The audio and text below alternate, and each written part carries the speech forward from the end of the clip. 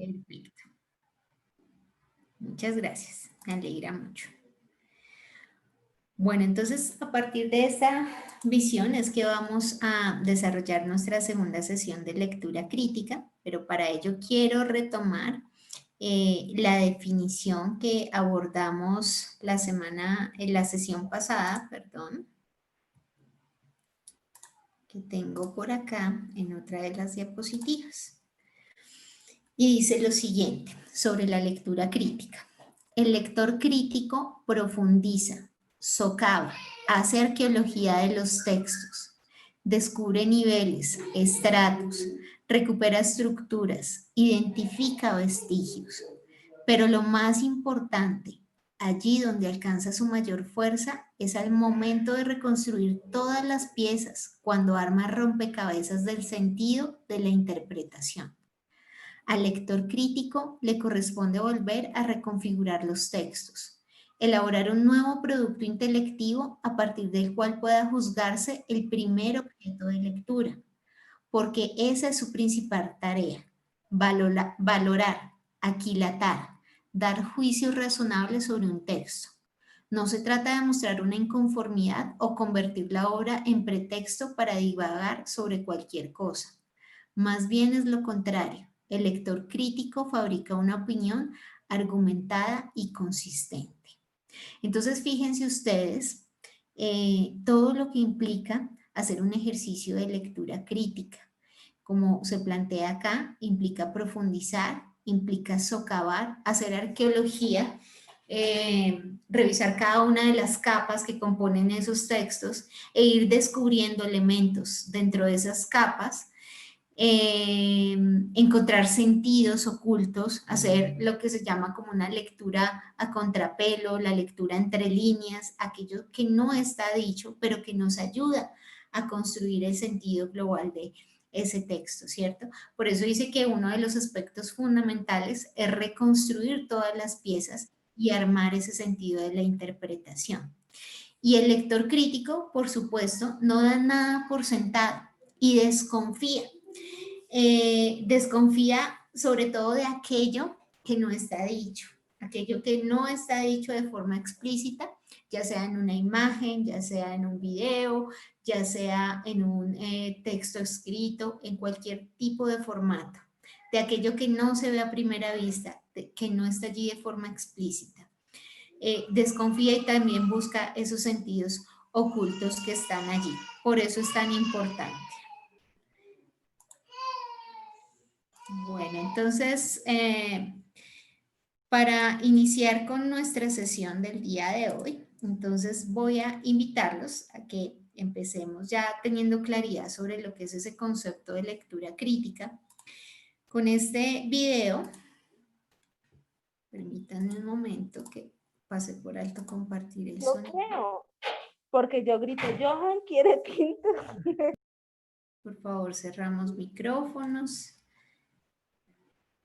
Entonces los voy a invitar a que prestemos atención a este video que corresponde a una entrevista con el escritor Daniel Cassani y donde él precisamente nos habla que más que leer se trata de comprender, porque finalmente lo que yo les mencionaba, estamos expuestos a un sinnúmero de información, estamos leyendo más de lo que nosotros imaginamos, ¿no? Desde que nos levantamos estamos expuestos a nuestro WhatsApp, a las noticias que están en nuestro navegador, estamos leyendo constantemente.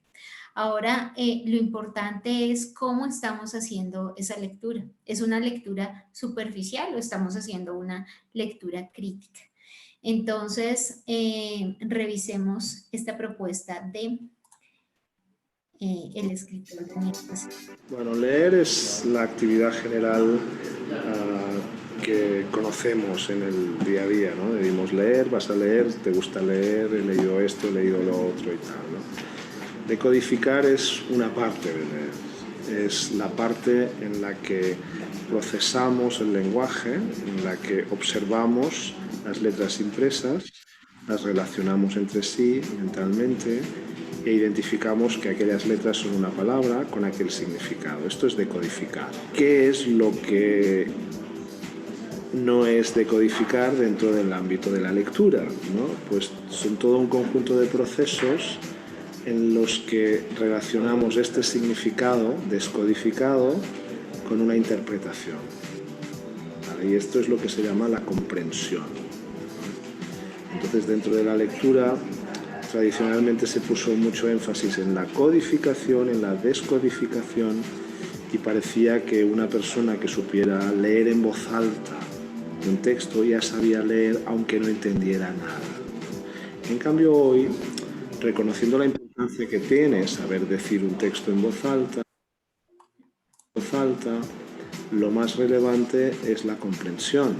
Lo que nos interesa es que los niños y los adolescentes comprendan un texto, ¿no? Sepan recuperar un significado que hay en el texto, relacionarlo con su vida y darle un sentido relevante.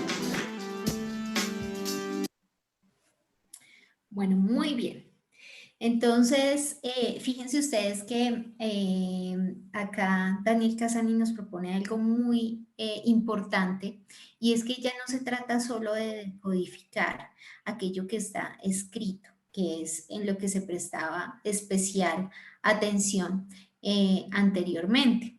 Pregúntenle a ustedes, a sus abuelos, a personas ya mayores, cómo eran las clases de lectura, las clases de español, cómo les enseñaban a leer. Y seguramente les van a contar que dentro de esas clases, algo que era fundamental era la lectura en voz alta, ¿cierto?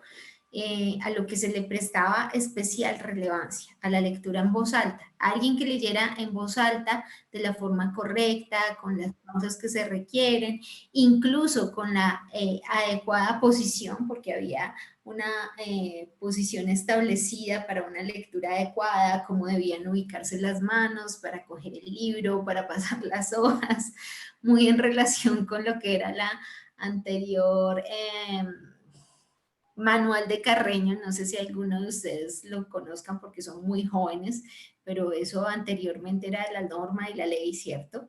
Y fíjense cómo la lectura también estaba inscrita dentro de esas prácticas de normatividad, de normalización del cuerpo, porque finalmente eso era lo que se buscaba, tener una buena postura, que la persona supiera leer en voz alta.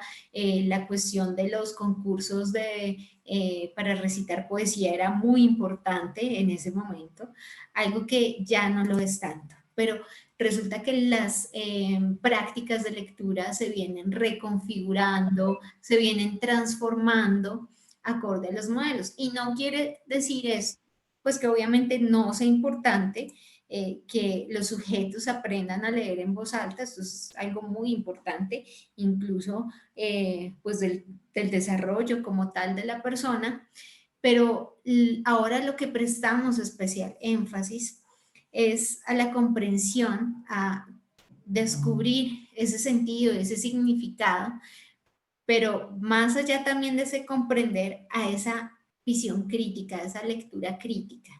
E intentemos nosotros desprendernos de esa mirada que tenemos de lo crítico como algo negativo. Ah, es que esa persona es tan crítica, es que es crítico, ¿no? Solemos decir nosotros. Pero resulta que estamos utilizando de forma errónea ese concepto, porque más bien la crítica es algo constructivo, es buscar esos sentidos ocultos, es hallar el significado global de algún texto, y no necesariamente tiene que ser desde una perspectiva negativa, sino que la crítica, al comprender, el llegar a un nivel de lectura crítica, implica el que yo comprendo el significado completo de un texto, el sentido completo de un texto, y tomo una postura frente al mismo, tomo una postura frente a lo que allí se me está planteando. Eso es muy importante, asumir una postura personal. ¿Estoy de acuerdo? ¿No estoy de acuerdo? ¿Y por qué? Bueno, ahora, ¿por qué es tan importante este tema? ¿Por qué es tan importante este tema para nosotros? Perdón, no pude mover la diapositiva. ¿Por qué es tan importante para nosotros este tema de la lectura crítica? Bueno, ustedes se han dado cuenta que esos talleres que estamos realizando están enfocados a nivelar en esas competencias genéricas que contempla el ICFES en los diferentes niveles de formación. Entonces, una de esas competencias es la lectura crítica. Para nosotros es muy importante que los estudiantes que ingresan a educación superior tengan un determinado desarrollo de esa competencia para que puedan avanzar exitosamente en su proceso académico. Entonces, como lo planteaba Ana María al inicio de la sesión, ustedes se van a enfrentar de ahora en adelante a una serie de textos académicos, escritos y no escritos, porque cada vez pues va adquiriendo mayor auge otros tipos de formatos diferentes al escrito. En el campo académico también lo audiovisual está tomando muchísima fuerza.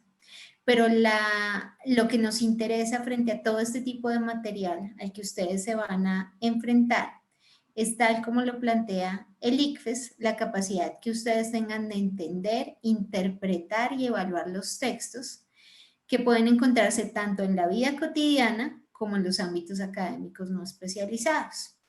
Entonces, el propósito es establecer si un estudiante cuenta con una comprensión lectora que le permite interpretar, aprender y tomar postura, ojo, tomar postura crítica frente a un texto. Lo que yo les decía, no es solo comprender el sentido y significado, sino tomar una postura frente al mismo, aunque no cuente con un conocimiento previo del tema tratado. Entonces, como ya todos nosotros nos hemos enfrentado a pruebas ICFES, ustedes a la prueba Saber 11, pues ya nos dimos cuenta que esta competencia evalúa específicamente pues todos estos elementos a través de una serie de textos frente a los cuales pues nosotros podemos tener o no conocimiento. La cuestión es poder no solo interpretar, sino también encontrar esos sentidos ocultos. Y va a ser una competencia fundamental en su proceso de formación profesional, pero adicional consideramos que es una competencia muy importante en el mundo actual, teniendo en cuenta que estamos expuestos a una serie de información que incluso llega a ser abrumadora. Y por ejemplo, hoy en día llega a ser tan importante este asunto de las fake news, con las que incluso se está moviendo la política, y si un sujeto no es capaz de discernir entre toda esa información que le está llegando, pues es un sujeto muy fácil de manipular. Entonces es muy importante para nosotros en la sociedad actual y como un elemento fundamental de toda sociedad, incluso democrática, es que los sujetos puedan desarrollar este nivel de comprensión de lectura. Bueno, entonces encontramos ya para profundizar un poco más y poder realizar más adelante unos ejercicios prácticos, es que hay unos niveles de lectura. Y la idea es que para que lleguemos a ese nivel crítico, pues tenemos que pasar también por un nivel literal, un nivel inferencial. Pero esto no quiere decir que sea un camino lineal, sino que nosotros estamos saltando entre cada uno de estos diferentes niveles. Y ya vamos a ver por qué, comprendiendo específicamente en qué consiste cada uno de estos niveles. Bueno, entonces tenemos que el nivel literal hace referencia al reconocimiento de los elementos explícitos del texto, aquello que está allí dicho de forma abierta. Entonces, esto implica la capacidad de reconocer, de recordar, y eso es lo que nosotros conocemos como la decodificación del texto, que es a lo que se prestaba mucha atención anteriormente. Está relacionado con preguntas, interrogantes como el qué, cuál, cómo, dónde y quién. Ya el nivel inferencial pasa de lo explícito al reconocimiento de esos elementos implícitos del texto. Entonces, esto no implica solo que nosotros reconozcamos esos elementos que están allí, sino que realicemos conjeturas, realicemos hipótesis del porqué de eso que se está planteando allí, que incluso nos aventuremos a plantear algunas conclusiones sobre lo que nos quiere plantear el autor a través de ese texto que puede ser escrito o no escrito. Entonces está relacionado con interrogantes como el por qué pasaría, qué conclusiones, a qué se refiere el autor cuando plantea esto ¿qué diferencias hay? Entonces son otro tipo de preguntas que ya están indagando sobre todo por la intencionalidad. ¿Qué es lo que hay detrás de esto? Además, porque es que es muy importante tener presente que siempre va a haber un lugar de enunciación desde donde los sujetos hablamos, por tanto escribimos y planteamos algo, ¿no? Entonces eso quiere decir que yo como sujeto tengo unas creencias, tengo una visión de mundo y desde allí es donde escribo o hago una obra o, bueno, el tipo de formato que sea. Entonces hay que identificar cuál es ese lugar de enunciación del sujeto. Y a nivel crítico, el nivel crítico hace referencia a confrontar el significado de un texto, ya cuando comprendemos finalmente qué es lo que se está planteando desde la fase literal hasta la inferencial, pues es confrontar eso que se está planteando allí y asumir una posición frente al mismo. Allí ya tengo claridad, me están planteando esto a través de este texto. Ahora, estoy de acuerdo con lo que propone este autor en estos y estos aspectos, pero en estos otros difiero radicalmente por tales motivos. Entonces hay que establecer un juicio valorativo, está relacionado con preguntas como el por qué, cómo debería, cuál es la validez de esto que me están planteando, qué opina el autor sobre esto. Entonces, fíjense que aunque pareciera ser un camino lineal, donde primero reconozco lo explícito, luego lo implícito y luego asumo una posición personal, no es así. Siempre estoy dando saltos de un nivel al otro. Estoy saltando de aquí para allá, porque pueda que yo ya esté buscando entre líneas, pero tengo que devolverme o tengo que buscar algún elemento, reconocer algún elemento explícito del texto. Entonces voy dando saltos de un nivel al otro. Bueno, muy bien. Entonces, las competencias lectoras son básicamente estas que están acá. Identificar y entender los contenidos locales que conforman un texto. Después de ello, comprender cómo se articulan las partes de un texto para darle un sentido global. Y finalmente, reflexionar a partir de un texto y evaluar su contenido, lo cual está relacionado directamente con los niveles que acabamos de mencionar, ¿no? Bueno, entonces, si revisamos cada una de estas competencias, la primera, que es identificar y entender los contenidos locales que conforman un texto, entonces incluye la capacidad de identificar y comprender los eventos, ideas, afirmaciones y demás elementos locales que componen un texto. Su evaluación está dirigida a la comprensión del significado de palabras, expresiones, frases, todo lo que está allí de forma explícita y que yo puedo reconocer fácilmente. Pero finalmente son elementos que yo voy identificando. Después voy, a partir de la identificación de esos elementos, a darle un sentido global al texto. Y obviamente en ausencia de esta competencia no es posible contar con las dos siguientes. Si yo no he identificado esos aspectos locales, esos elementos locales que componen el texto, pues no voy a poder continuar con lo siguiente. Entonces, bueno, ¿en qué consiste esa información explícita? Entonces, ya sabemos que está referenciado a identificar aquella información que podemos reconocer fácilmente, comprender, identificar y caracterizar. Entonces, para ello es muy importante detectar aquellos datos explícitos. Entonces están datos, cifras, hechos, nombres propios, conceptos claves, bueno, en fin, el tipo de texto al que nos estamos enfrentando, cuál es su género discursivo y demás.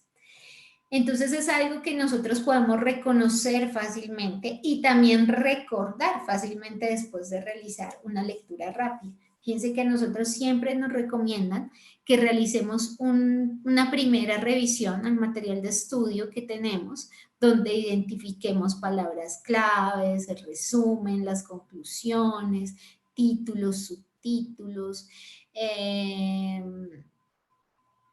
la temática, porque eso nos va a permitir tener una idea sobre el texto mismo y lo podemos reconocer muy fácilmente, muy fácilmente. También cómo está estructurado a través de capítulos, bueno, en fin, cómo está estructurado en general el texto. Y entonces esas preguntas que nosotros nos hacemos, que es el quién, cuándo, cuántos, cómo, este tipo de preguntas, entonces nos exige que seamos capaces de conocerla, comprenderla, identificarla y también caracterizar ese texto, caracterizar esos hechos que reconocemos fácilmente, caracterizar ese género discursivo. Entonces, en la información explícita, las preguntas deben ser muy simples, por ejemplo, el cómo, el qué, el cuándo, que es fácil de identificar para recordar aquellos datos concretos. Pero también, tal como se propone acá en esta diapositiva, existe un nivel más complejo con preguntas que buscan ya identificar algunos rasgos un poco más concretos, que pueden ser rasgos gramaticales, de vocabulario o alguna figura poética de un texto, lo cual implica ya un análisis un poco más amplio.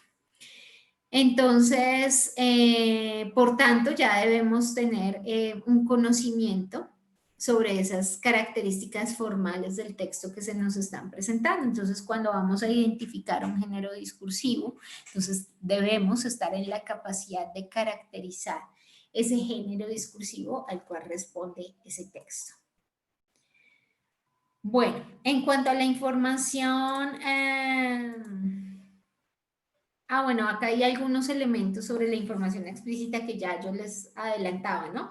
Entonces, identificar títulos, subtítulos, subrayar los nombres propios, fechas, la información que yo vea que es importante y que me va dando luces sobre el texto como tal. También es muy importante definir en una sola frase y con mis propias palabras la idea central del texto o qué es lo que me está proponiendo ese texto. Identificar el contexto de relato, por ejemplo, el tiempo, el lugar, recuperar el orden de incidencias o de acciones, buscar el significado de palabras complejas o desconocidas, que esto también es muy importante.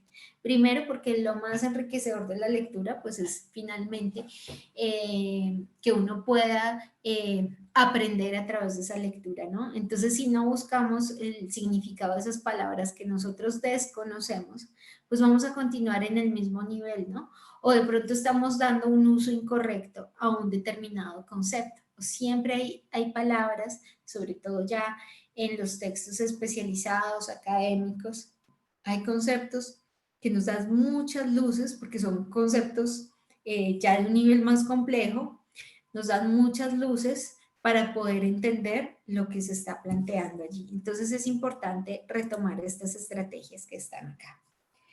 Bueno, en la siguiente competencia, que es comprender cómo se articulan las partes de un texto para darle un sentido global, entonces ya pasamos a un nivel más inferencial, ¿no? Entonces es la capacidad de comprender cómo se relacionan semántica y formalmente los elementos que constituyen un texto de manera que se adquiera un sentido global.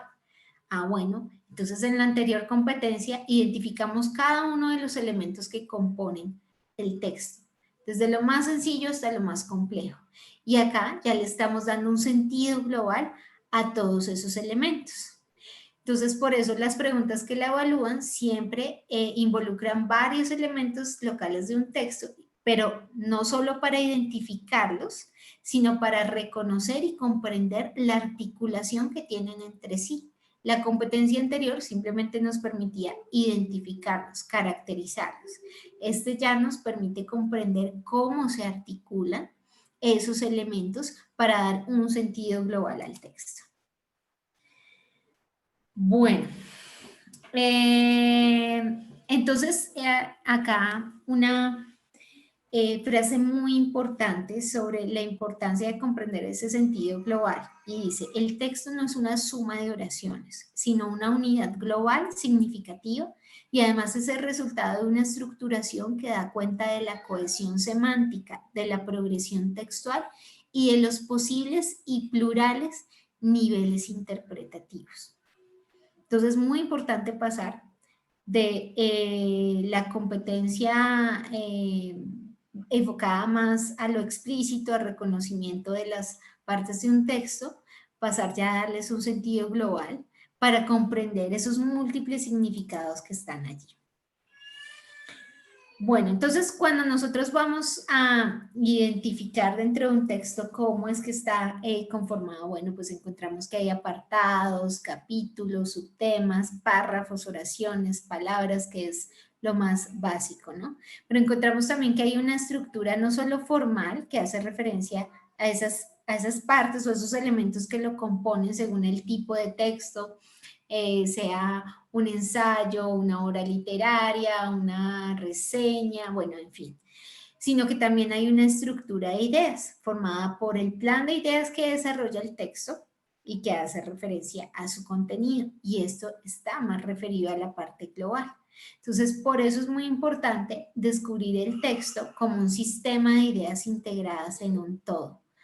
Cuando nosotros podamos verificar que todos aquellos elementos que hemos reconocido a través de ese nivel explícito están apuntando a un sentido global, pues es allí donde va cobrando importancia el poder identificar no solo su significado, sino también poder tomar una postura frente al mismo. Ahora bien, entonces para identificar los elementos que conforman un texto debemos tener conocimiento claro de cómo funciona la lengua, entonces es algo ya básico que nosotros ya por los diferentes procesos educativos y por estar insertos en una sociedad, en una comunidad y por que somos sujetos aprendientes, pues ya sabemos cómo se estructuran las oraciones y los párrafos.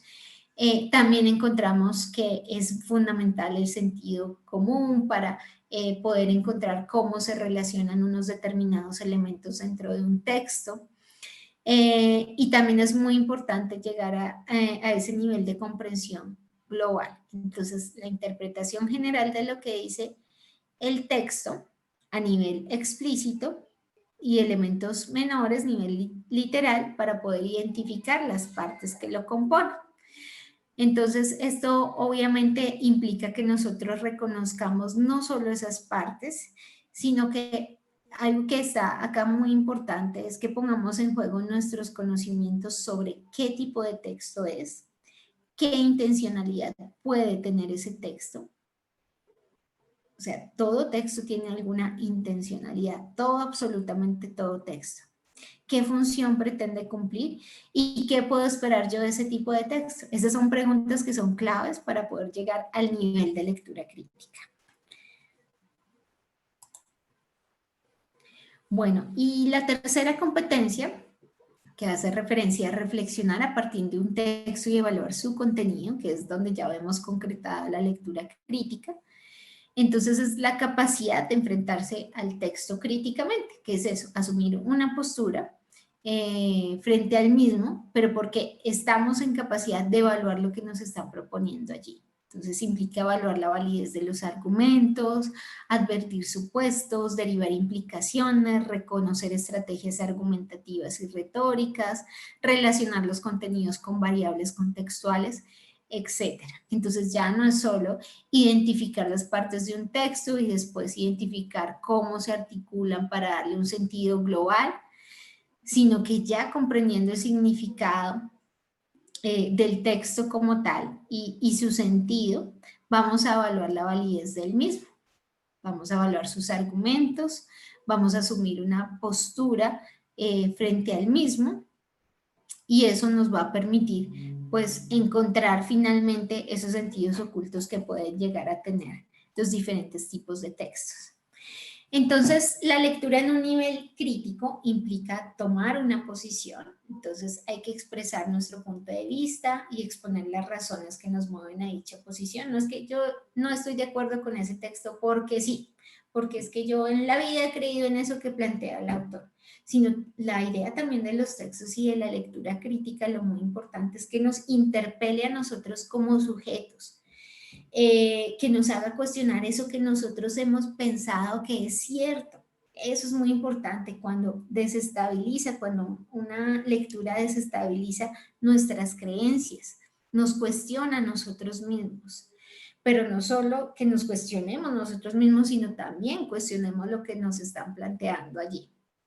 Hay que tener también en cuenta los niveles de contexto e hipertexto, entonces que a partir de la lectura yo voy a relacionar los entornos que juegan un papel preponderante en lo que se está planteando en un texto específico. Y esos entornos pueden ser sociales, históricos, políticos, comunicativos. Todo texto está inserto en algún contexto en específico. Y ese contexto, finalmente, yo tengo también que descubrirlo, tengo que saber, si me ponen a leer una obra de un determinado autor, lo primero es empezar a revisar, bueno, en qué contexto se escribió este texto, qué estaba sucediendo en ese momento. El autor, qué era lo que hacía en ese momento el autor, cuáles eran sus ideas, si es que es posible reconocerlas, ¿no? A través de la historia de los sujetos, de los autores. Entonces es muy importante revisar también el entorno.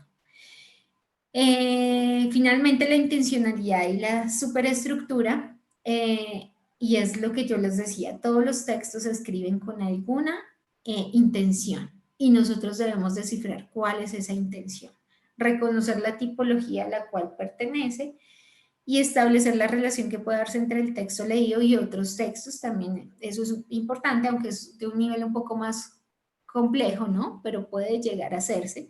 Pero si me estoy enfrentando a un texto, a una temática de la cual pues no tengo muchos conocimientos, hasta ahora estoy incursionando en un determinado tema, pues va a ser difícil poder llegar a ese nivel de contraste, pero puede llegar a hacerse. Ahora, si no puedo llegar a ese nivel de contraste, entonces por lo menos identificar cuál es la intencionalidad del autor. Bueno, entonces quiero que para que recopilemos un poco y antes de pasar a los ejercicios prácticos, recopilemos un poco lo que hemos visto.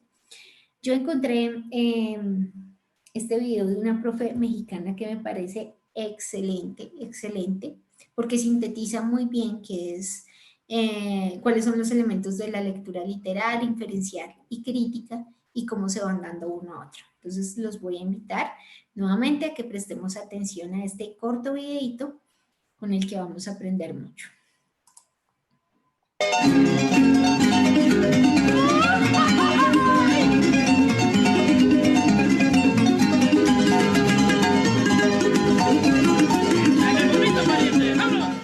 Hay tres tipos de comprensión que podemos tener. Por un lado está la comprensión literal, que tiene que ver con exactamente qué dice el texto.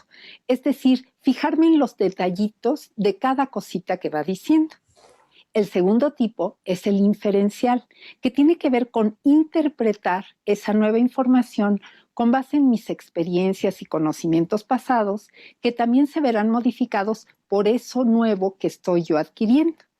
Y el tercer tipo es el crítico, en donde no solo interesa qué es lo que se dice, sino es muy importante el cómo se dice y el por qué. Es decir, indago cuáles son los propósitos, los sesgos, como todo lo que está atrás del autor para poder haber escrito ese texto específico. Si te fijas, cuando empezamos con lectura literal, estamos en un nivel muy superficial del texto. En el inferencial, que ya implica leer entre líneas, pues vamos profundizando. Y en el nivel crítico realmente estamos en lo más profundo de esa comunicación.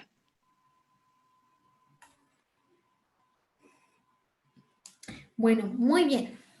Entonces fíjense cómo acá esta profe sintetiza muy bien cuáles son esos tres niveles de la lectura por los que debemos transitar: el literal, el inferencial y el crítico. Pero fíjense una frase muy bonita con la que inicia la explicación de la profesora.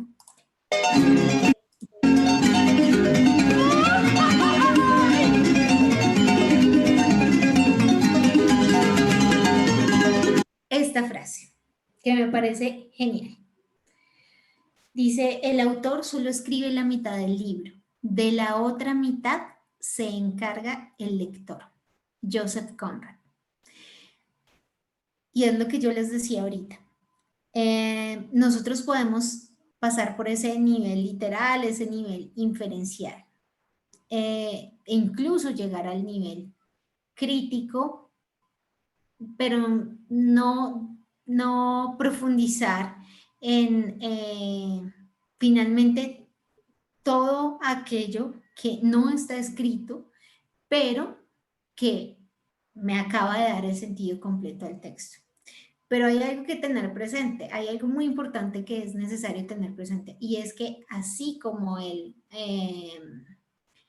autor tiene un lugar de enunciación, el lector también. Nosotros también como lectores tenemos una visión del mundo, tenemos unas creencias a partir de las cuales nos acercamos a los diferentes textos, ¿no? Entonces es muy importante que nosotros también tengamos presente esta partecita. Entonces, lo explícito, lo que está allí, es simplemente la mitad.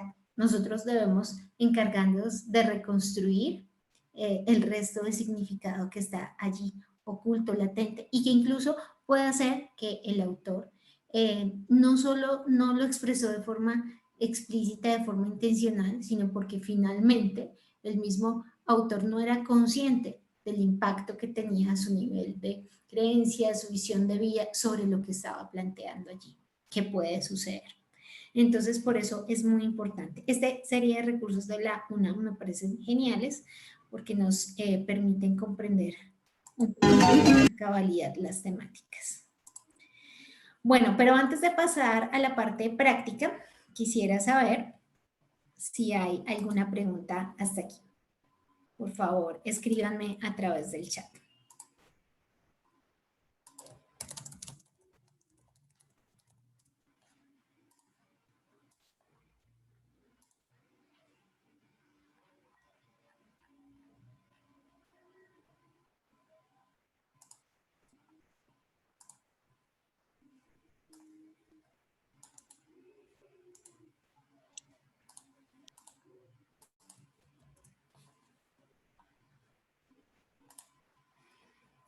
Bueno, parece que no.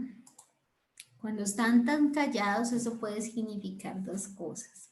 O todo quedó absolutamente claro o no se entendió absolutamente nada. Entonces, bueno, díganme ustedes cómo vamos hasta el momento.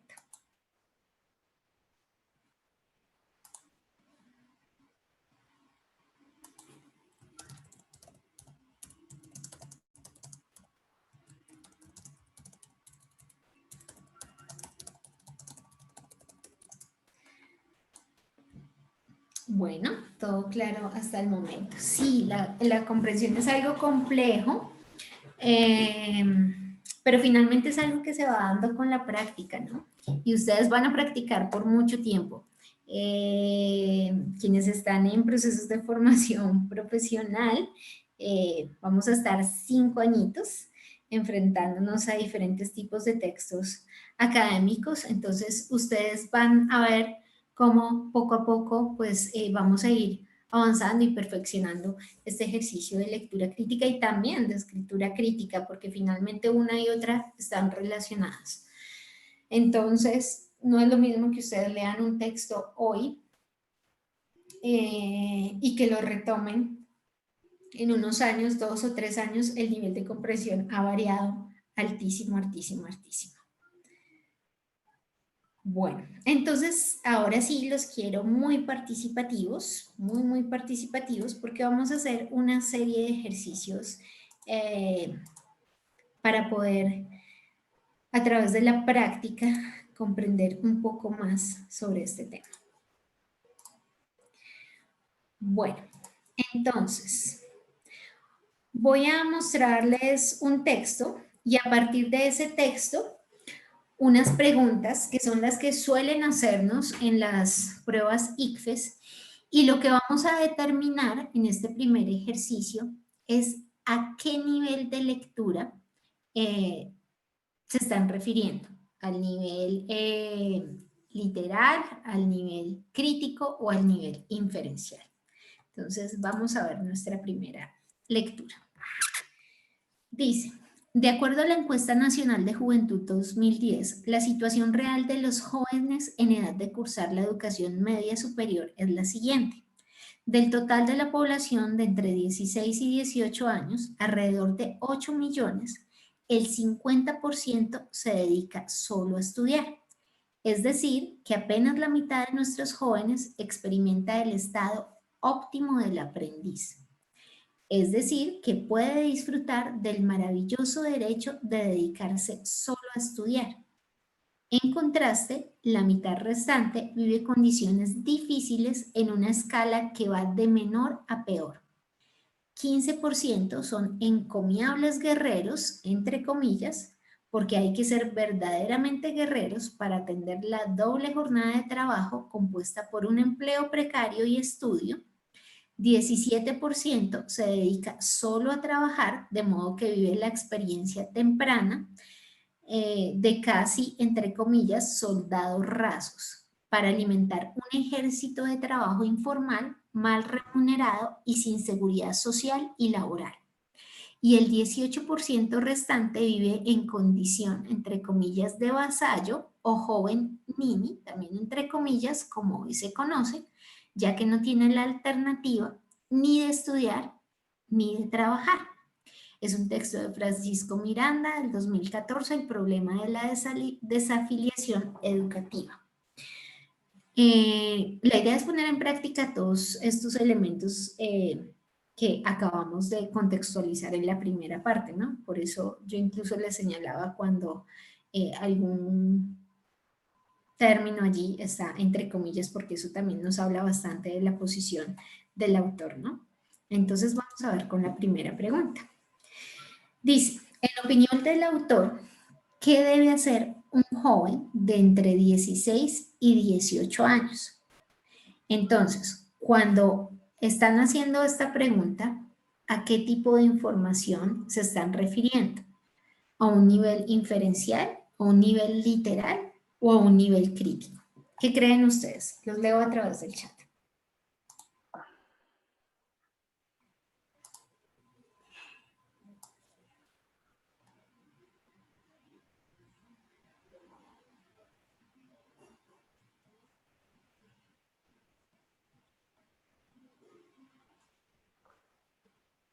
Bueno, algunos dicen que inferencial, otros dicen que crítico.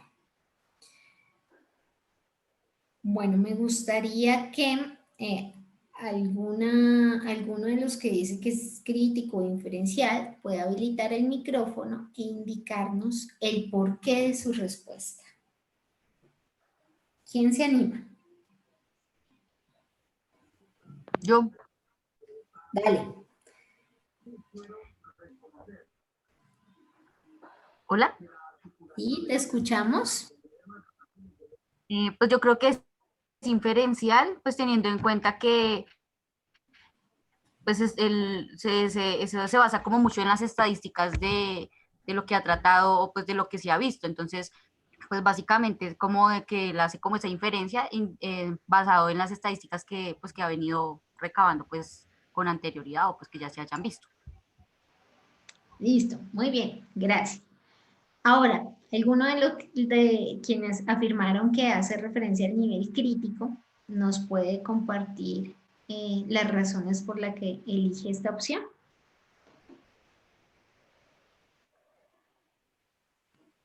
Yo.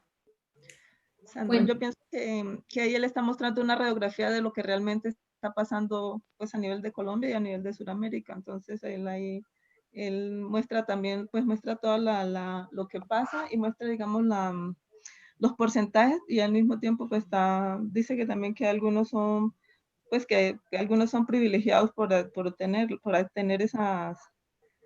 llegar a esas instancias de estudiar y otros que no. Entonces yo creo que es como una radiografía, pienso yo. Pero entonces tú dices que es crítico o inferencial. Crítico. Ok, muy bien, vale, muchas gracias. Bueno, entonces, acá hay algo que es muy importante en esta pregunta. Hay una palabrita que es muy importante y es Opinión. Nos están preguntando es por la opinión del autor. Puede ser explícita o puede ser implícita, pero es la posición del autor. ¿Desde dónde está hablando el autor? Y recuerden ustedes que cuando nosotros ya hacemos referencia a este tipo de elementos sobre la posición del autor, la opinión del autor, lo que está evaluando el autor, hacemos referencia a un nivel crítico. ¿Por qué? O sea, pueda que lo que esté planteando el autor sea cierto o no. Eso no lo vamos a debatir en este momento, pero es la posición del autor, por lo que nos están indagando. Por eso hace referencia a un nivel crítico. No es si lo que está planteando allí es cierto o no, específico, sino la opinión del autor. Y sobre eso nos hablan mucho las comillas. Aunque tengan presente que yo les dije, no es que vayamos en una línea recta que pasemos por estos 3 niveles, sino que podemos saltar de uno a otro. Pero acá lo principal es la opinión, entonces hacemos referencia a un nivel crítico. Muy bien. Ahora, en esta pregunta, ¿cuántos jóvenes entre 16 y 18 años estudian la educación media superior? Esta es una pregunta que hace referencia a un nivel inferencial, literal o crítico. Los leo a través del chat.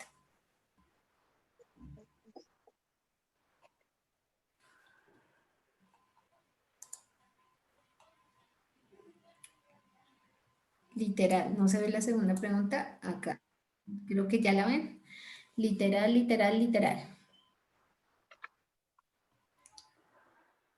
Bueno, creo que acá sí hay un consenso sobre el literal. ¿No se ve la segunda pregunta? ¿No se ve la pantalla? Voy a volver a compartirles. Discúlpenme un momento a ver si es que...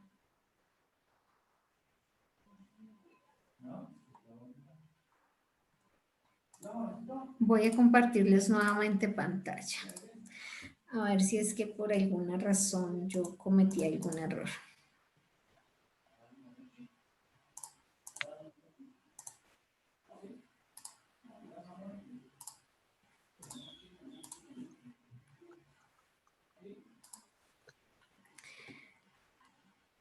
Listo, bueno, entonces los estaba leyendo a través del chat y me decía la gran mayoría que hacía referencia a la información literal. ¿Y literal por qué? ¿Alguien se anima?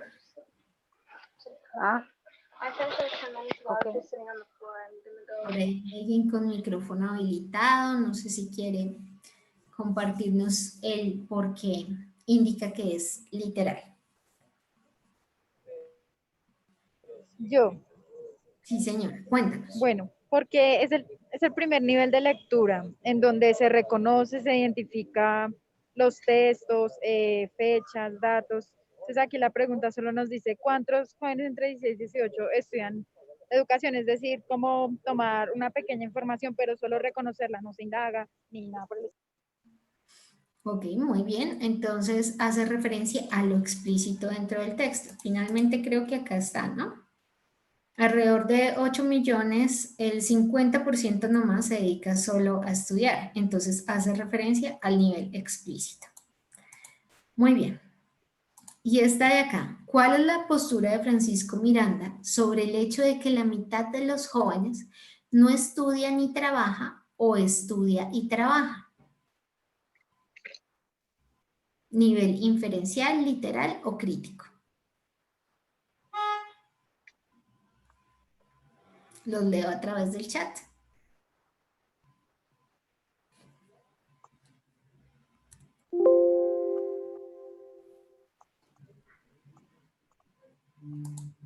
No sé si es que no veo el chat. Permítanme un momento.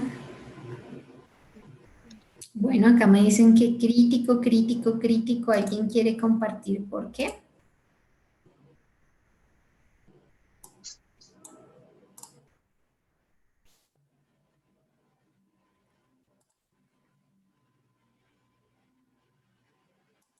Nos pide hacer una hipótesis, dicen acá. Bueno, es que hace referencia específicamente a la postura y por eso les decía acá que las comillas son muy importantes. Las comillas acá son muy importantes en algunos términos. Porque, por ejemplo, cuando habla que apenas la mitad de nuestros jóvenes experimenta el estado óptimo del aprendiz, los que solo se dedican a estudiar, es el estado ideal, ¿cierto? Pero dice que los otros viven en una condición, en unas condiciones difíciles. Entonces habla de algunos como encomiables guerreros y habla de otros como soldados rasos o incluso en condición de vasallo. Entonces ellos ya nos está hablando de la postura que podemos inferir a través de lo explícito que está allí, pero finalmente debemos reconstruir los elementos que están allí para poder identificar. Ay, no sé por qué estoy viendo el chat, permítanme un momento. Crítico, porque se basa en la opinión del autor, no del lector. La conclusión puede ser falsa o verdadera. Es inferencial, está dando una hipótesis. Bueno, es crítico, sí. Puede ser falso o verdadero, eso sí. Es simplemente la postura de él. Bueno, muy bien. Muchas gracias. Bueno, ahora vamos a pasar a otro tipo de textos, porque yo les dije a ustedes, no solo hay textos escritos, y eso es lo que quisimos mostrarles en la primera sesión, mi compañero les quiso mostrar la sesión, y es a lo que nosotros estamos expuestos a nivel de información y que debemos decodificar, comprender, interpretar. Y que no es solo el texto escrito. Por eso creo que les preguntaban a ustedes la sesión pasada, ¿cuánto leen a diario? Algunos decían, no, no leo absolutamente nada. Pero cuando revisábamos esa encuesta del DANE sobre los hábitos de lectura en Colombia, nos dábamos cuenta que hay un aumento considerable de la lectura a través de redes sociales, a través de diferentes formatos electrónicos, pues nos dábamos cuenta que finalmente sí estamos leyendo demasiado. Otro tipo de información, claro, no el texto tradicional escrito que nosotros conocemos. Entonces, cuando nosotros leemos una imagen, tenemos que hacer diferentes tipos de preguntas. ¿Qué tipo de imagen es a la que nos estamos enfrentando? ¿Qué muestra la imagen? ¿Qué representa la imagen? ¿Cuál es el contexto de la imagen? Esto también es importante. Fíjense que nosotros hablábamos del contexto en el cual está inserto un texto, pero también es muy importante el contexto de la imagen. ¿Cuál es la finalidad de la imagen? El porqué de esa imagen en específico, sea una fotografía, sea un graffiti, sea una obra de arte como tal. ¿Qué historia cuenta esa imagen? ¿Qué transmite? Puede transmitir alguna sensación, algún sentimiento, alguna emoción. ¿Cuál es el mensaje implícito de la imagen? ¿Y qué es lo que no muestra la imagen? Por allí un periodista muy importante en el ámbito colombiano, Rivas, decía, lo que nosotros debemos desconfiar de los políticos no es de lo que nos dicen, lo que dicen en sus discursos como tal, sino de lo que no nos dicen, lo que no nos dicen explícitamente. Pues en las imágenes también debemos tener presente qué es lo que no muestran esas imágenes. Bueno, entonces teniendo en cuenta esto, yo les voy a invitar a que analicemos un poco una serie de imágenes que les traigo acá. Entonces, guiándonos por cada uno de estos interrogantes. Entonces vamos a ver la primera imagen. Por favor, ¿alguno me dice si lo conoce? A través del chat.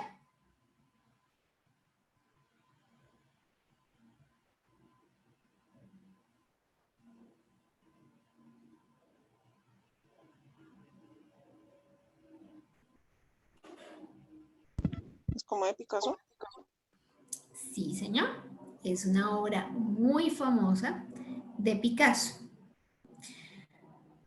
Bueno, ¿qué encuentran ustedes a primera vista en esta obra de Picasso? ¿Qué está transmitiendo Picasso allí?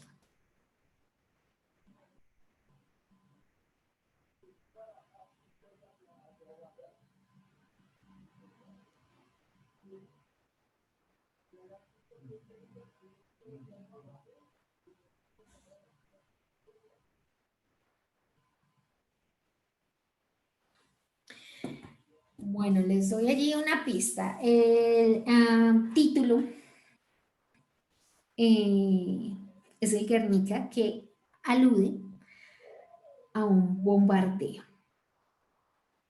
¿Qué le transmite la obra? ¿Qué creen que está planteando allí el artista? Si quieren pueden escribir a través del chat y es válido equivocarnos, no se preocupen. ¿Qué nos están planteando allí?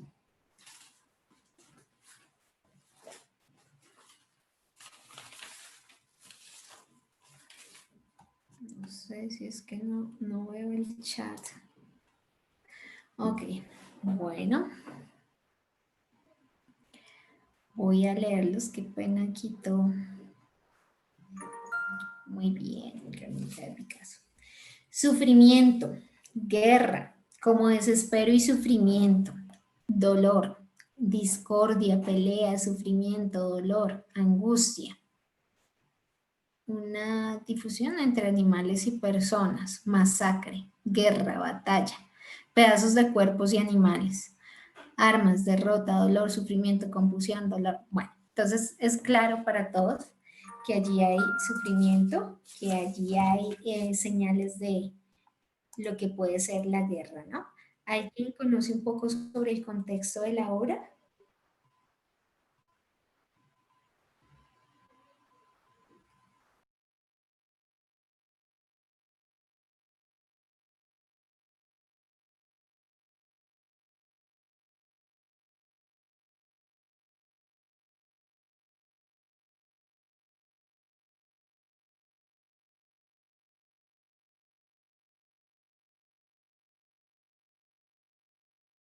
No, al parecer no, pero bueno, entonces, ¿qué habría que ver? ¿En qué contexto fue creada esta obra?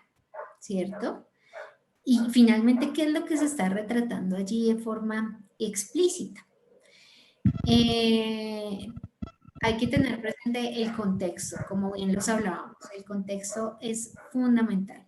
Finalmente está entre, exacto, tal como lo plantea acá Marta, la Guerra Civil Española. La Guerra Civil Española y él lo que está retratando a través de la obra, pues es tal como ustedes lo plantean, el dolor, el sufrimiento, el desastre que queda a través de una guerra, ¿no? Pero acá sería muy importante conocer también la historia de Picasso, conocer sobre esta guerra como tal y ya en un contexto actual, por qué esta obra es tan famosa y por qué es tan importante para la humanidad como tal, como movimiento artístico y también por lo que está retratando allí.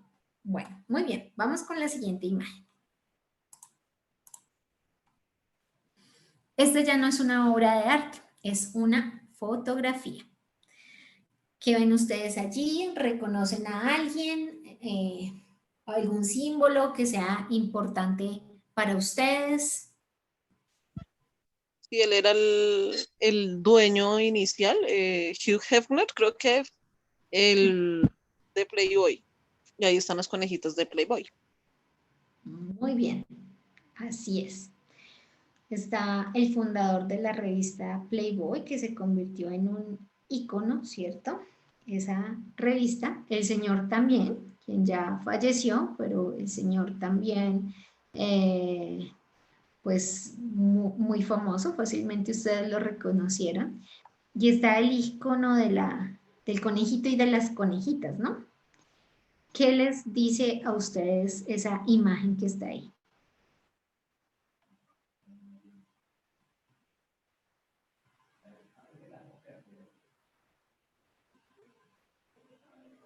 ¿Publicidad? Bueno, hablas de publicidad, puede ser frente a la revista como tal. ¿El origen de la marca?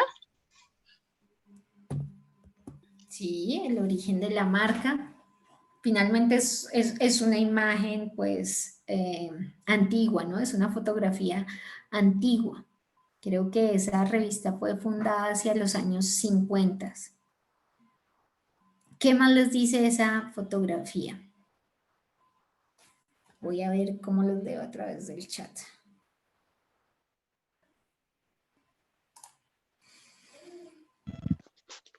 O sea, para mí esa fotografía muestra como el movimiento que inició por parte de ellos, digamos como de la parte de liberación, de expresión sexual, que antes era un tabú, en esos momentos era un tabú y ya las mujeres ya tenían, digamos, como esa libertad y en ese tiempo era complejo, o en esa época era complejo una mujer que se desnudara en una revista de Playboy y no era como tan no era tan fácil o no era tan accesible llegar a él. Entonces él hizo ese cambio de ese contraste. Por eso es que uno ya identifica el conejito pues con ellas, pero pues a raíz de todo lo que viene por Playboy, no solamente por la marca, sino más que todo si uno profundiza en las historias, en cada una, digamos, de las historias de las chicas que llegan allá, de cómo llegan o cómo fue la vivencia en la casa, uno ya se da cuenta que es algo que fue boom. Muy bien, Natalia. Muchas gracias por ese análisis que tú acabas de realizar, pero precisamente porque, pues, tienes cierto conocimiento sobre lo que estaba sucediendo en el momento. Pues específicamente, este señor es muy famoso y este ícono de la conejita Playboy, tal como lo propone Natalia, pues finalmente porque esto lo que genera es todo un movimiento de revolución sexual, más que revolución femenina, lo diría yo, pero de revolución sexual, ¿no? Como lo planteaba Natalia, aparecer desnudo en una revista, aparecer la mujer desnuda en una revista, pues no era algo que pudiera darse anteriormente y pues esta revista por eso marca un hito, pero no solo por el nacimiento como tal de la revista, sino lo que implica en la sociedad estadounidense, pero finalmente en todo el mundo, porque esto es algo que se va pues expandiendo todo este movimiento. Ahora, podría hacerse todo un análisis crítico de cómo está siendo utilizada la figura de la mujer allí dentro de esta revista como tal, y si efectivamente es la revolución femenina, la revolución sexual, o qué implica todo esto, ¿no? Pero anteriormente, hablar del sexo, plantear todo este tipo de relaciones desde la parte erótica, no era algo que se hablara fácilmente en la comunidad y no era algo que tuviera ese nivel de exposición y es algo que empieza a darse con esta revista. Por eso es que termina siendo tan importante, no solo por el señor, sino porque lo que marcó en ese momento que fue esa revolución sexual que finalmente se expandió por diferentes lugares. Entonces de ahí la importancia. Pero fíjense cómo empezamos a analizar también el contexto. La imagen nos puede decir cualquier cosa iniciando, ¿no? Pero cuando empezamos a desentrañar un poquito el contexto, lo que está surgiendo allí, vemos, bueno, ¿por qué llega a ser tan impactante esta imagen de este señor con todas estas señoritas al lado con esas orejitas de conejitas? Bueno, vamos con la siguiente. Perdón, un momento acerca de la imagen de las conejitas Playboy. Al entrar más en la historia, al investigar más en la historia, nos vamos dando cuenta que no solamente es la diversión o la celebración que refleja, sino más al fondo está lo que tú decías, la liberación femenina, hablar sobre la sexualidad, que en esa época era un tabú terrible, o sea, entonces al ir profundizando más en la imagen, nos vamos dando cuenta de muchas cosas que tiene la foto. Muy bien, así es. No es solo lo que miramos o lo que encontramos de forma explícita allí, sino lo que viene detrás y es todo lo que generó esto como movimiento, ¿no? Entonces, por eso es muy importante pasar de esos niveles que hablábamos, tanto en la parte escrita como en el formato audiovisual, pasar de lo literal a lo inferencial y posteriormente a lo crítico. Muy bien, muchas gracias.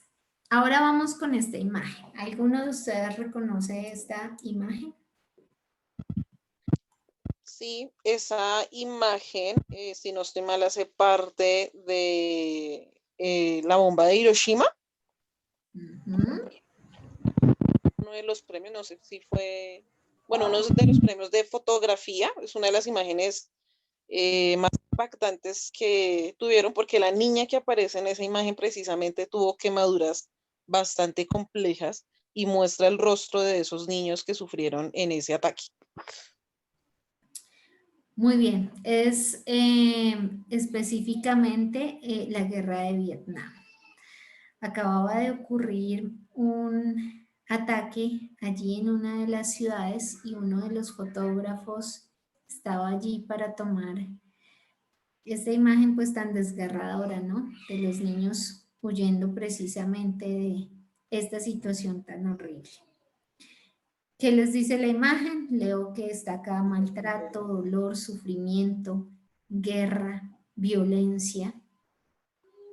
La imagen transmite el dolor, el sufrimiento y las consecuencias de la guerra.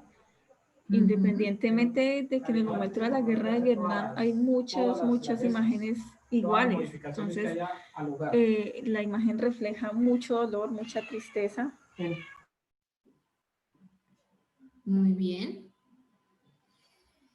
Perdón, y aparte pues nos da o se filtra en nuestros corazones llegar a ponernos en una posición así, a lograr comprender el sufrimiento que esas personas pasaron en ese momento.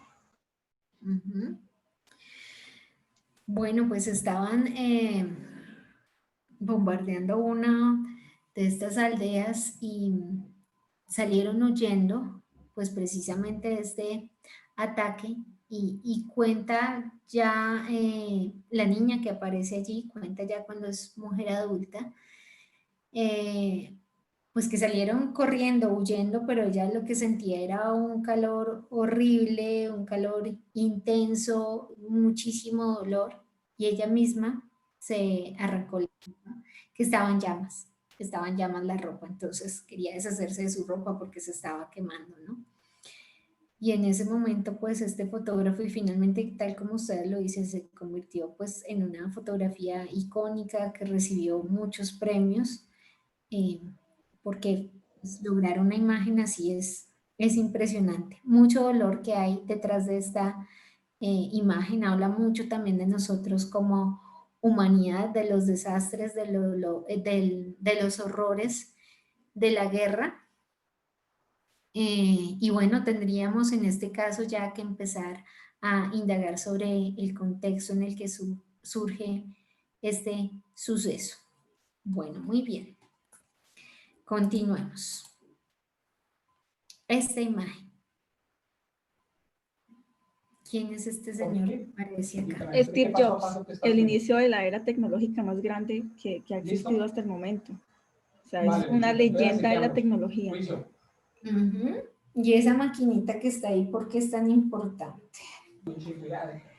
Si no estoy mal, es una, creo que fue el primer diseño de computador que hizo Steve Jobs, que gracias a él, a través del tiempo y de sus años en la industria lo fue mejorando y a esas alturas es que podemos comunicarnos con una facilidad impresionante.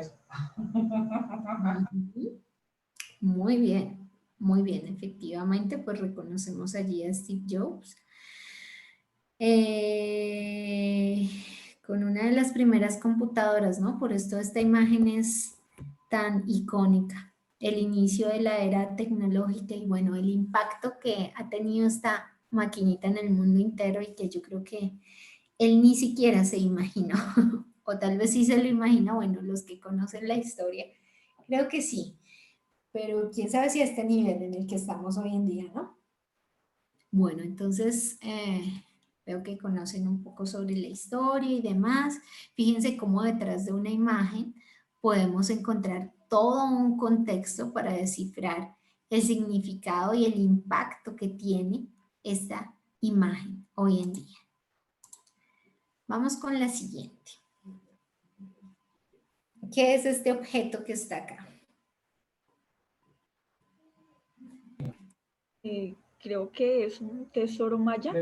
Desde las 5 Sí, hasta creo las que es 7 maya. ¿Quién más nos dice algo? Se me ocultó el chat por acá. Eso es de lo del dorado, lo del... Muy bien, sí. ¿Y el dorado de dónde de la es? leyenda del dorado. Acá dice Ángela Rodríguez, pequeñita, yo me la imaginaba. De la laguna de Guatavita, ¿sí? Muy bien, sí. Y cuando fui al museo es pequeña. Ángela, me sucedió exactamente lo mismo.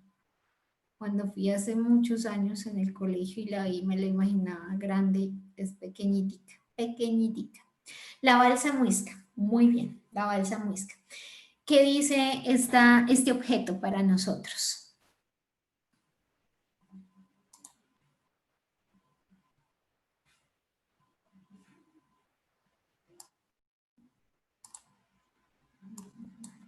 ¿Qué dice la balsa muisca? Antepasados, historia. Es la representación de algunas tradiciones indígenas de agradecimiento con el agua. Pieza del Museo del Oro, muy bien. Una ceremonia. Muy bien. Entonces, este objeto es parte fundamental de nuestra cultura. La balsa muisca, finalmente lo que está representada allí es una ceremonia, ¿no? Que hacían los muiscas en la laguna de Guatavita.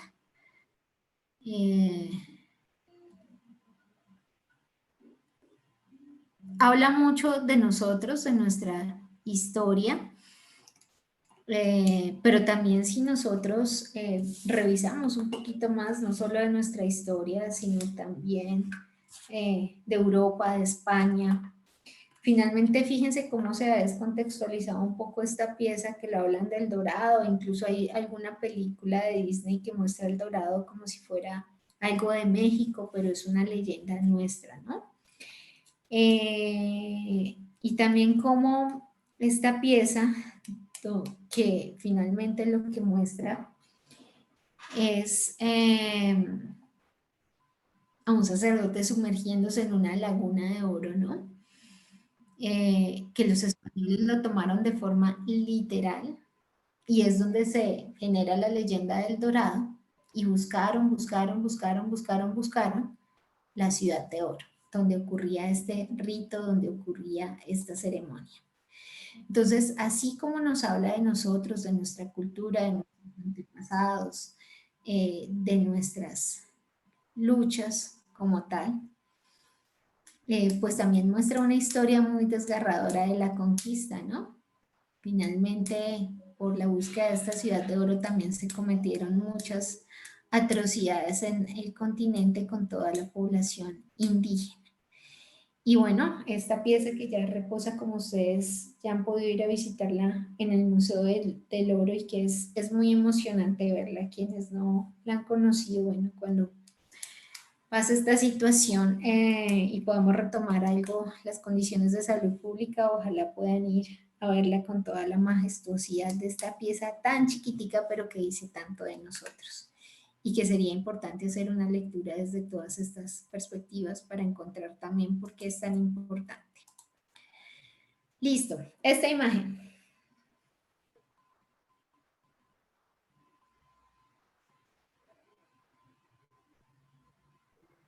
Muestra como la liberación femenina.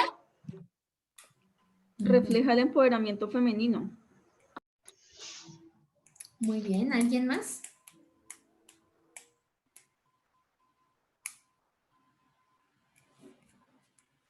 ¿Alguien alguna lectura diferente? Como lucha. Lucha. Muy bien. Y eso que ustedes me están hablando es desde un nivel explícito, ¿cierto? Lo que muestra la imagen, lo que está allí. ¿Alguien conoce el contexto de este cartel? ¿En dónde surgió? ¿Por qué surgió?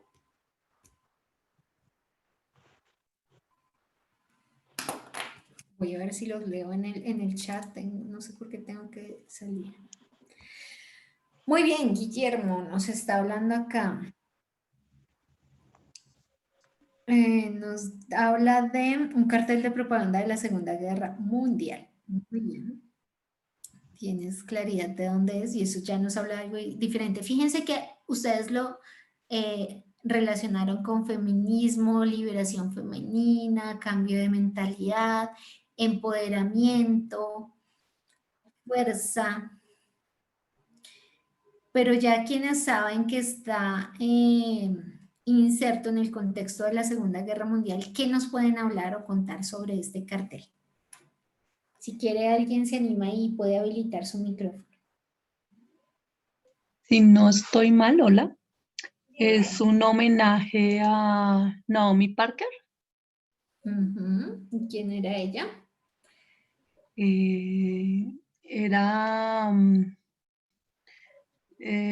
Fue creada en homenaje a ella por la Segunda Guerra Mundial. Es que no me acuerdo bien, no me acuerdo bien por qué, solo me acuerdo que fue un homenaje a ella, pero no recuerdo bien por qué. Vale, bueno, tranquilo. ¿Alguien más que quiera complementar? Sí, esa imagen se hizo exactamente porque las mujeres en esa época empezaron a hacer trabajo de hombres mientras los hombres estaban luchando, ¿sí? Entonces ahí fue como la demostración de que como mujeres podían hacer el trabajo de los hombres, pero eso fue a raíz de eso, de que las mujeres estaban encontrando o estaban realizando las tareas que en su momento, ejemplo, en armamento estaban haciendo los hombres, porque no había hombres, porque pues todos los estaban mandando para la guerra. Es por eso el significado, digamos, de la historia de lo que viene ese cartel. Muy bien, Natalia. Sí, efectivamente. La lectura feminista es posterior, ¿no? Es posterior. Porque en realidad, pues tal como ustedes lo proponen, se da en el contexto de la Segunda Guerra Mundial. Naomi, pues una trabajadora de una de las fábricas, todos los hombres estaban en la guerra y las mujeres tuvieron que ir a asumir pues esa función que tradicionalmente tenían los hombres en ese momento en las fábricas y que en algún momento era impensable, ¿no? Entonces, por eso como esa posición de, pues finalmente lo dice, sí, podemos hacerlo, ¿no? Podemos hacerlo también, la fuerza para trabajar en las fábricas. Posteriormente es cuando viene la lectura del movimiento feminista, con esa lectura que ya ustedes han hablado de liberación y demás, pero que en el momento en que surgió no estaba atado pues a ese movimiento feminista ni a ese mensaje de liberación, que es muy importante. Bueno, dice acá, ¿lo hicieron para inspirar a las trabajadoras? Sí, muy bien. Ese fue el objetivo principal, inspirar a las trabajadoras. Pues finalmente, y a más mujeres a que se vincularan a las fábricas. Muestra como la igual que las mujeres también podemos realizar las cosas que anteriormente eran solo de hombres. Esa es más la lectura que se da desde la perspectiva feminista, ¿no? Pero entonces fíjense cómo es importante conocer el contexto nuevamente. Soy muy insistente en esto, desde dónde surge esta imagen para poder dar esa completa lectura a partir del contexto que está allí planteado. Bueno, muy bien. Y ya después pues veremos cómo es utilizado este cartel desde el movimiento feminista para transmitir ese otro mensaje del que ustedes también han hablado y que pues sería muy interesante y ya se ha realizado pues el análisis sobre este cartel. Bueno, esta imagen un poco más reciente.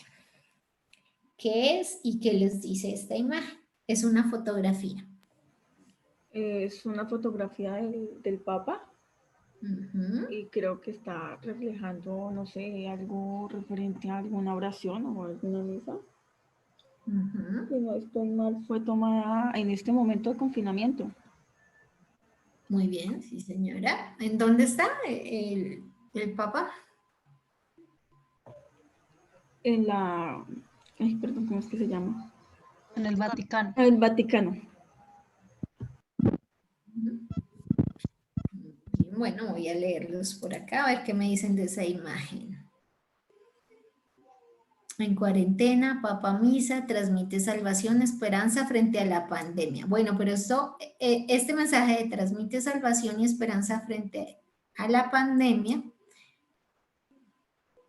no estamos hablando del nivel acá explícito de la imagen, se está hablando más bien desde una perspectiva personal, ¿no? Refleja la actual situación, Luz Contreras, así es, la era del COVID. Bueno, me gusta esa imagen, esa idea de Sandra de la imagen del COVID. Efectivamente, es una imagen icónica porque tal vez ahorita no reconocemos mucho la importancia de esta imagen, pero más adelante, dentro de unos años sí, cuando ya se haya superado esta situación, incluso otras generaciones que les cuenten qué fue lo que ocurrió en el 2019, 2020 y bueno, con esta situación de pandemia. ¿Cómo suele ser una ceremonia presidida por el Papa Francisco en Roma? En un contexto que no sea de la pandemia. Buenas noches. Buenas noches. Sí, exactamente lo que dice la compañera. Yo pienso que esta imagen va a marcar la historia, como bien lo dices, en unos años, porque nosotros en las transmisiones que se pueden ver por televisión, o si alguien ha tenido la oportunidad de viajar a la Ciudad del Vaticano, pues el Papa siempre estaba en lo alto, ¿no? Presentando pues las oraciones, la misa, y todos estos eventos religiosos. Y ahora él, digamos que se pone como si fuera uno de nosotros, ¿sí? Porque si lo vemos en contexto, él no está donde siempre acostumbra a verse, dando a entender que él es, digamos que otra persona igual que nosotros. Y digamos que la soledad que se muestra en estos momentos, pues también refleja pues a lo que no estamos acostumbrados, ¿cierto? Al distanciamiento social, a todo lo que hemos tenido que vivir. Entonces creo que esta imagen representa muy bien y lo representará históricamente en lo que acontece en estos momentos, tanto en la parte social como en la parte religiosa. Y también enmarcado no solo, digamos, a nivel mundial, sino para ellos, porque en la Ciudad del Vaticano, pues esto es la Ciudad del Vaticano y más este lugar como tal es icónico. Entonces para ellos también va a marcar una parte de la historia pues bien importante. Vale, muy bien, gracias. Adicional, esto va a quedar en la historia, como dice ella, es porque fue el Urbi et Orbi, que es una bendición papal dirigida a la ciudad de Roma, pero esta vez fue por la situación que se está presentando y fue dirigida no solo a Roma, sino al mundo entero. Entonces creo que el que vea esta imagen va a recordar mucho este día. Muy bien, muchas gracias. Pues así es, yo creo que esta imagen es icónica de la situación de la pandemia, de la cuarentena. Recuerden ustedes que finalmente Ciudad del Vaticano fue azotada durísimo, durísimo por el COVID. Y ver este lugar así de desolado, como ustedes lo manifiestan, es algo que nunca se había presentado, también en el contexto de la religión católica, de lo que significó esta ceremonia religiosa como tal, y pues que finalmente la religión católica pues, pues tiene un impacto muy grande a nivel mundial, aun cuando pues hay otras religiones, pero digamos que este símbolo de esta ceremonia, del Papa, del lugar como tal, bajo estas circunstancias, pues fue algo histórico. Recuerdo que lo transmitieron, estábamos en lo más duro de la cuarentena, en todos los canales, absolutamente todos lo transmitieron, y pues lo conmovedoras que eran las imágenes en relación a a la anterior normalidad que se vivía allí y que refleja ese cambio tan abrupto de la pandemia. Pero pues también todos esos diferentes sentidos y significados que ustedes han encontrado también desde la parte religiosa y demás. Entonces es una imagen que definitivamente va a pasar a la posteridad y que va a ser muy icónica, así como es icónica esta otra imagen o esta otra imagen. Dentro de unos años sucederá lo mismo con él. Muy bien. Bueno, entonces agradecerles mucho a cada uno de ustedes su participación. Este apenas es un primer ejercicio. Ya en la siguiente sesión pues continuaremos profundizando desde una perspectiva práctica en el análisis crítico de diferentes textos, también no solo escritos, sino desde la parte gráfica.